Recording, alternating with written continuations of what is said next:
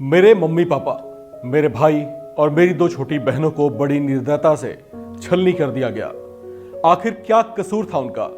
हम बड़ी गरीबी में किसी तरह से जी रहे थे, लेकिन प्रेमचंद यादव के लोगों ने मेरी पूरी दुनिया को ही खत्म कर दिया। उनकी आत्मा भटक रही होगी, लेकिन मैं तब तक उनका ब्रह्म भोज नहीं करवाऊंगा जब तक प्रेमचंद यादव का मकान जो अवैध कब्जे वाली जमीन पर बना है उसे तोड़ नहीं दिया जाता। यह बयान है देवरिया कांड में जीवित बचे उस बेटे का जिसके पूरे परिवार को मार दिया गया।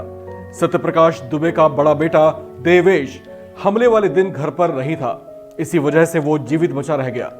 वो अब दुखी है, व्यथित है और मारे गए परिवारजनों को दुखी मन से याद कर रहा है।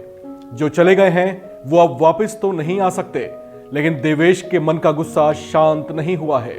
वो प्रेमचंद यादव के मकान पर बुलडोजर एक्शन और उसके परिवार को खत्म करने वाले गुनहगारों के लिए कड़ी से कड़ी सजा चाहता है।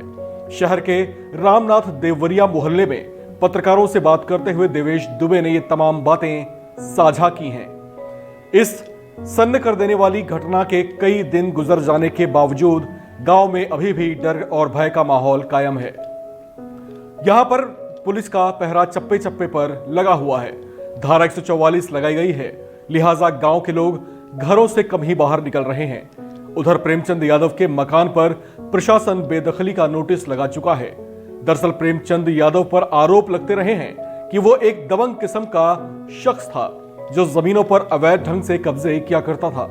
प्रशासन की छानबीन में इस बात की तस्दीक भी हुई है जब उसके घर पर राजस्व विभाग की टीम ने 2 बार नपाई करवाई और यह पता चला कि उसका अपना घर भी अवैध ढंग से कब्जाई गई सरकारी जमीन पर बनाया गया था।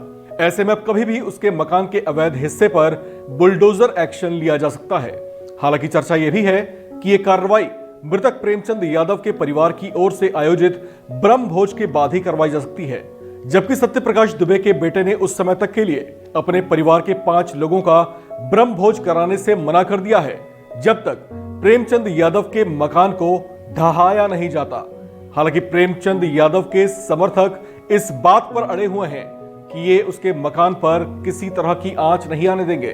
पिछले दिनों उसके मकान की नपाई के समय भी उसके समर्थकों ने जोरदार हंगामा करने की कोशिश की थी। तब पुलिस को उन्हें तितर बितर करने के लिए बल का प्रयोग करना पड़ा था, लेकिन वहां हालात अभी भी सामान्य नहीं हुए हैं।